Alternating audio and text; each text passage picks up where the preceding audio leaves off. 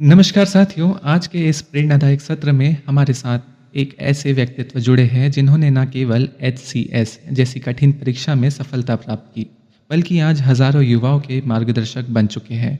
हम बात कर रहे हैं नीलकांत भारद्वाज सर की, जो कि अपने एक और नाम से भी जाने जाते हैं, यूपीएससी विथ नील। एचसीएस 2021 में 93वीं रैंक हासिल करने वाले और अनलॉक आईएएस के संस्थापक, जिन्होंने शेरलॉकिंग जैसी अनूठी रणनीति के जरिए यूपीएससी, पीसीएस और अन्य प्रतियोगी परीक्षाओं की तैयारी को बिल्कुल एक नई दिशा दी है। नीलकांत सर न केवल एक टॉपर है, बल्कि एक ऐसे मेंटोर भी हैं जो UPSC, Haryana, Rajasthan, Bihar, Tamil Nadu, PCS, CAPF assistant commandant जैसे कई एग्जाम एस्पिरेंट्स को सफलता की ओर ले जा चुके हैं। उनका अनुभव, उनकी सोच और उनका सादा अंदाज हर विद्यार्थी के दिल को छू जाता है। तो चलिए दोस्तों, बिना देर करते हुए स्वागत करते हैं अनलॉक आईएएस के संस्थापक और एक प्रेरक शिक्षक, आज के हमारे विशेष मेहमान नीलकांत सर का। सर, हम आभारी हैं कि आपने अपना समय हमें दिया। हम जानते हैं कि आपकी बातें कई युवाओं की दिशा और दशा दोनों बदल सकती है। बहुत बहुत धन्यवाद कार्तिक जी। सबसे पहले मैं सारे के सारे श्रोताओं को हाथ जोड़ के नमन करता हूँ और साथ ही साथ मैं आपको धन्यवाद देना चाहता हूँ कि आपने मुझे अपने पटल पे आज आमंत्रण दिया। जी, बहुत-बहुत धन्यवाद सर। आपने अपना अमूल्य कीमती समय हमारे साथ साझा किया, उसके लिए हम आपका तहे दिल से आभार व्यक्त करते हैं। और सर, बिना देर करते हुए हमारे श्रोताओं के लिए कार्यक्रम शुरू करते हैं। तो नीलकांत जी, हमारा सबसे पहला प्रश्न है कि क्या शुरुआत से ही आपका लक्ष्य हरियाणा पीसीएस या यूपीएससी था? देखिए, तैयारी मैंने शुरू में यूपीएससी की थी, लेकिन मेरा पारिवारिक पटल हरियाणा से आता है, इसलिए हरियाणा की भूमि से मेरा एक विशेष जुड़ाव और प्रेम रहा है। लेकिन स्टेट पीसीएस के एग्जाम्स में जो एग्जामिनेशन साइकिल है, वो हर वर्ष नहीं होती है, तो इसीलिए मेरी तैयारी यूपीएससी ओरिएंटेड ही थी। लेकिन हरियाणा के ऊपर हमेशा से मेरी एक इच्छा थी कि यहाँ भी मुझे आने का एक मौका जरूर मिले। तो सर, क्या एग्ज़ाम क्रैक करने के बाद इंसान बदल जाता है? जैसे आपने अभी बताया कि, और हमें जैसे मालूम है कि आप हरियाणा पीसीएस में 93rd रैंक होल्ड कर चुके हैं 2021 में, और ये बहुत गर्व का विषय भी है। तो सर, हम ये जानना चाहेंगे कि एग्ज़ाम क्रैक करने के बाद इंसान बदल जाता है, या उसे बदलना चाहिए खुद को? देखिए, अगर एग्जाम क्लियर करने के बाद व्यक्ति को बदल जाना चाहिए या नहीं चाहिए, मैं इसके ऊपर तो एक ये व्यक्तिगत मामला हो जाता है। लेकिन मेरे ख्याल से अगर मैं अपने खुद के एक्सपीरियंस से बात करूं तो एक विनम्रता बहुत आ जाती है एग्जाम क्लियर करने के बाद, क्योंकि आपको पता लगता है कि एग्जाम क्लियर करने में ना ही तो सिर्फ आपकी मेहनत, लेकिन आपके बड़े बुजुर्गों का आशीर्वाद, आपके साथ वाले लोगों का सपोर्ट और साथ ही साथ ऊपर वाले क्या पूरा का पूरा आशीर्वाद बहुत जरूरी है। तो विनम्रता एक लेके आता है और एक शांति लेके आता है एग्जाम सिलेक्शन के बाद। सर, अगला सवाल ये है कि पीसीएस की तैयारी यूपीएससी के साथ की जा सकती है क्या? बिल्कुल कार्तिक जी, आज के समय पे बहुत सारे पीसीएस का सिलेबस और एग्जामिनेशन का पैटर्न यूपीएससी के पैटर्न के साथ अलाइन हो गया है। तो जिस लेवल पे अलाइनमेंट जिस एग्जाम की यूपीएससी के साथ है, उस पीसीएस की तैयारी इसके साथ कदम मिला के की जा सकती है। जैसे अगर मैं आपको एग्जाम के रूप में बताऊं, तो यूपी और हरियाणा आज के समय पे बिल्कुल यूपीएससी के साथ अलाइंड है। जी। बाकी कुछ पीसीएस है जैसे राजस्थान, मध्य प्रदेश, पंजाब, उत्तराखंड, इनका 70-80% अलाइनमेंट है। तो बिल्कुल तैयारी यूपीएससी के साथ करना समझदारी मैं मानूंगा। तो सर, दोनों एग्ज़ाम के लिए एक जैसी स्ट्रेटेजी को फॉलो करना सही है आपके मायने से? देखिए, मैं एक बात अपने सारे के सारे स्टूडेंट्स को भी बताता हूँ कि जितने भी लोग एग्जाम की गाइडेंस दे रहे हैं, इंक्लूडिंग मी, कोई भी यूपीएससी का एजेंट नहीं है। हर व्यक्ति एक एग्जाम को एनालाइज करके अपनी एनालिसिस देता है। जिस तरीके से बौद्ध धर्म में 3 सत्य थे, बुद्ध, धम्म, संघ, इस एग्जाम के अंदर मात्र 2 सत्य है। पहला है सिलेबस और दूसरा है प्रीवियस ईयर क्वेश्चन। तो जिन जिन पीसीएस के सिलेबस और प्रीवियस ईयर क्वेश्चन यूपीएससी के साथ अलाइंड है, उनकी तैयारी, उनकी स्ट्रैटेजी 1 to 1 सेम होने वाली है। जिन जिन के अंदर, जैसे फॉर इंस्टेंस राजस्थान के अंदर 2 नंबर के फैक्चुअल सवाल आते हैं छोटे, मध्य प्रदेश के अंदर भी थोड़ा बहुत ऐसा है जी, तो उसमें 2 नंबर की तैयारी आपको अलग से करनी पड़ेगी। उसके अलावा स्ट्रैटेजी आपकी पूरी की पूरी सिलेबस और प्रीवियस ईयर क्वेश्चंस यूपीएससी के अलाइनमेंट के साथ चलते रहेंगे आगे। ये बहुत बढ़िया पॉइंट सर। ये बात एस्पिरेंट्स के लिए बेहद काम की हो सकती है। तो सर आपने कई एग्ज़ाम्स भी दिए होंगे, तो क्या आपने कभी एग्ज़ाम में असफलता का सामना किया है? देखिए, अगर मैं सत्य बताऊं तो हमेशा सफलता का रास्ता पहले असफलताओं की सीढ़ियों से ही गुजरता है। मुझे नहीं लगता जितनी असफलता की सीढ़ियां मैंने चढ़ी है इस एग्जाम क्लियर करने से पहले, उतनी किसी और ने चढ़ी होगी। तो मैंने बहुत सारे प्रीलिम्स, मेंस, अलग अलग एग्जाम्स के बहुत सारे फेल, जिसे असफलता कहते हैं, मैंने वो देखी है। और लेकिन मैं उन असफलताओं को असफलता की तरह देखता नहीं हूँ। तो सर आपने उस असफलता से क्या सीखा अपने लिए? वो हमारे श्रोताओं को ज़रूर बताइए, क्योंकि एक असफलता ही एक ऐसा स्रोत है जिसके ज़रिए आप आगे बढ़ने की ओर कार्यरत हो सकते हैं। एक सीढ़ी के तौर पे आप उसको देख सकते हैं। बिल्कुल कार्तिक जी, आपने बहुत अच्छा पहलू उठाया। और मेरे हिसाब से अगर मैं अपनी सियासी जिंदगी के एक्सपीरियंस से बात करूं तो असफलता सबसे पहले आपको ये बताती है कि आपकी जिंदगी में कौन व्यक्ति आपके साथ है और कौन आपके साथ नहीं है। देखिए, खुशी के समय तो पूरी दुनिया आपके साथ खड़ी होगी, लेकिन जो दुख में आपके साथ खड़ा होगा वो आपके साथ खड़े होना वाला व्यक्ति है। तो ये सबसे ज्यादा इंपॉर्टेंट पहलू मेरी जिंदगी में रहा है, जो मुझे असफलता ने सिखाया है। कौन आपके साथ है, कौन आपके साथ नहीं है। बहुत खूब तरीके से आप हमारे श्रोताओं को मार्गदर्शित कर रहे हैं सर। सर हम ये जानना चाहेंगे आज के युवाओं को डिस्ट्रैक्शन से कैसे बचना चाहिए? सोशल मीडिया, यूट्यूब पे इतना सारा कंटेंट अवेलेबल है, जिसे हम एक सिंपल शब्दों में कहा जाए तो कंटेंट बॉम्बार्डिंग हो रही है। तो उससे छात्र अपने आप को कैसे बचाएँ? बहुत बेहतर सवाल पूछा कार्तिक जी आपने। देखिए कार्तिक जी, भारत एक युवा शक्ति की तरह उभर रहा है। आप भी उसी युवा संघ का पूरा पार्ट है। और मेरे हिसाब से एक युवा शक्ति को फोकस तरीके से आगे बढ़ाना, ना ही तो उनके व्यक्तिगत रूप के लिए, लेकिन पूरी राष्ट्र के आगे बढ़ने के लिए बहुत जरूरी है। डिस्ट्रैक्शंस की आपने जैसे बात की, उसके लिए मैं दो पहलू कहता हूँ कि व्यक्ति के पास जिंदगी में दो ही चीज है। पहली चीज है उसका समय और दूसरी चीज है उसका अटेंशन। तो जो व्यक्ति अपने अटेंशन और अपने समय को बांध के रखता है, वही व्यक्ति अपने भविष्य को एक बेहतर तरीके से लेके जा पाएगा। जहां तक टेलीग्राम, यूट्यूब और इन अन्य सोशल मीडिया पे कंटेंट बॉम्बार्डमेंट की बात है, मैं उसके लिए फिर से वही रिपीट करूंगा जो मैंने पिछले सवाल में रिपीट किया था। कोई भी व्यक्ति विशेष यूपीएससी का या किसी पीसीएस का एजेंट नहीं है।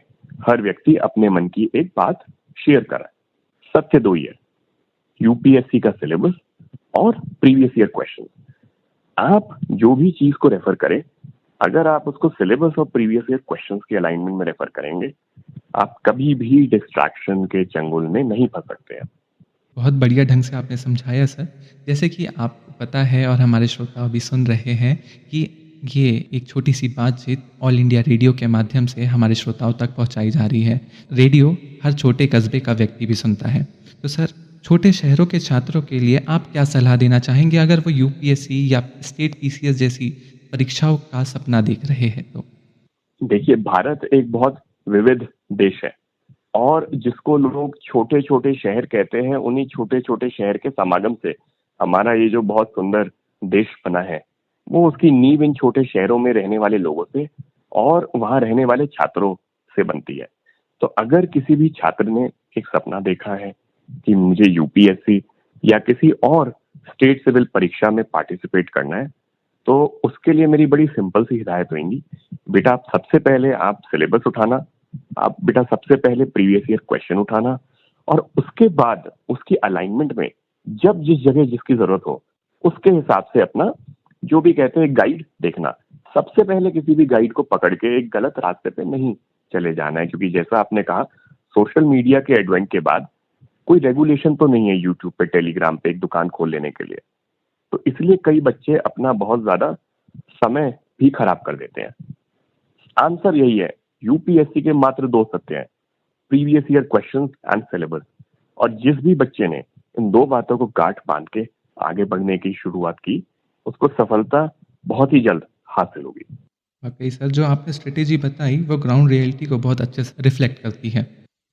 इसमें एक और बात जानना चाहेंगे सर, जैसे कि हमने आपके यूट्यूब प्लेटफ़ॉर्म्स और इंटरनेट पर आपके बारे में पढ़ा, उसमें शेरलॉकिंग टेक्निक की बात की है। तो ये शेरलॉकिंग तकनीक क्या है और ये कैसे मददगार हो सकती है? देखिए, शर्लॉकिंग जो है वो एक 3 मुख्य बिंदुओं की नींव पे आधारित है। पहली नींव है बिल्कुल बेसिक सोर्स। बेसिक सोर्स का मतलब है एनसीईआरटी, पॉलिटी के लिए लक्ष्मीकांत, हिस्ट्री के लिए स्पेक्ट्रम। मैं बहुत ज्यादा आज के समय पे बहुत सरप्राइज्ड फील करता हूँ, क्योंकि बचपन में जब 4-5 साल के बच्चे होते हैं उनके लिए रंग बिरंगी किताबों को दिखाया जाता है ताकि वो किताबों की तरफ आकर्षित होकर उनको पढ़ना शुरू करें।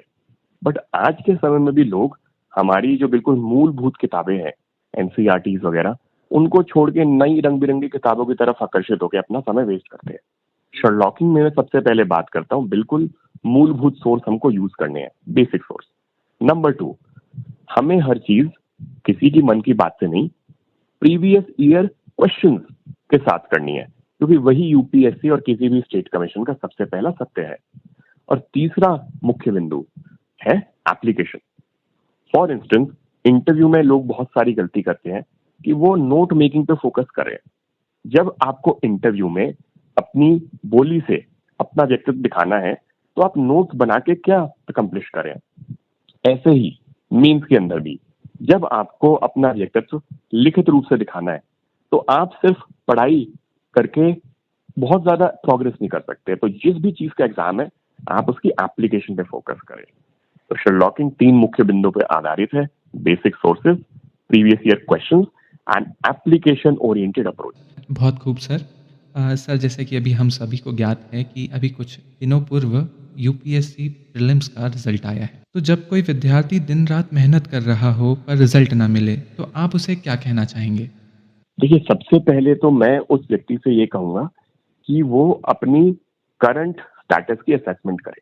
अगर मैं आपको एक उदाहरण से समझाऊं तो जी। अगर एक व्यक्ति को भारत देश से ऑस्ट्रेलिया जाना है और वो किसी गलत डायरेक्शन से पुर्तगाल पहुंच गया है, तो वो पहले ये तो समझे कि आज मैं पुर्तगाल में हूँ।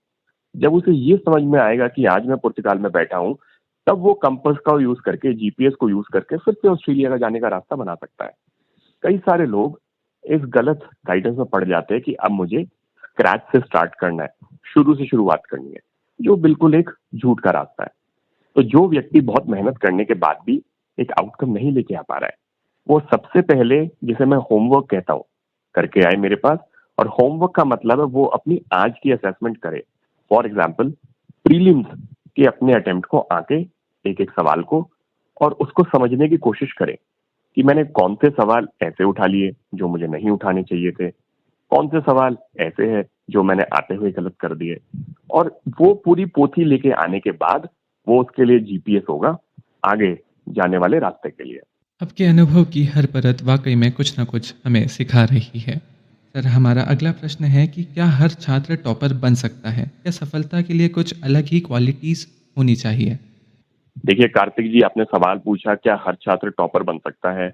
मैं इस सवाल को ऐसे बताता हूँ कि हर टॉपर एक समय पे एक छात्र ही हुआ करता था, जो अपनी मेहनत से, राइट गाइडेंस से और थोड़े बहुत अपने बड़े बुजुर्गों के आशीर्वाद से आगे बढ़ गया। तो कोई भी स्टूडेंट अगर इन 3 मुख्य बिंदुओं पे फोकस करे तो वो भी टॉपर बन सकता है। पहला मुख्य बिंदु मेहनत, सही डायरेक्शन का ज्ञान, उस सही डायरेक्शन के ऊपर बहुत मेहनत, और तीसरा अगर उसके साथ बड़े बुजुर्गों का आशीर्वाद है, ऊपर वाले का आशीर्वाद है, तो इन 3 मुख्य बिंदुओं के बाद उसे टॉपर बनने से कोई भी नहीं रोक सकता है। सर, जब पेरेंट्स या सोसाइटी का प्रेशर हो और अंदर से घबराहट हो तब एस्पिरेंट्स क्या करें? देखिए, इस सवाल का जवाब मुझे मात्र 14-15 साल की उम्र में मिला, जब मैं पहली बार एक उस समय मूवी आई थी 3 इडियट्स देखने गया।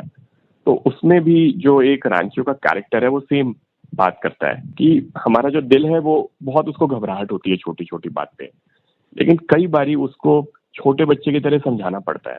तो रांचो उसमें एक मंत्र यूज करता है, all is welcome. All is well. Yes. तो मैं भी यही मंत्र अपनी जिंदगी में यूज करता हूँ। जब भी मैं बाहरी प्रेशर से बहुत परेशान हो जाता हूँ, मैं भी अपने दिल को एक गमगीनता से समझाता हूँ कि बेटा ऑल इज वेल, और सब बेहतर होगा। अगर मैं मेहनत करूंगा तो मुझे उसका फल बहुत जल्द मिलेगा। बहुत बढ़िया ढंग से आपने समझाया सर। आप खुद को एक गाइड, फ्रेंड या स्ट्रेटेजिस्ट किस रूप में देखते हैं छात्रों के लिए?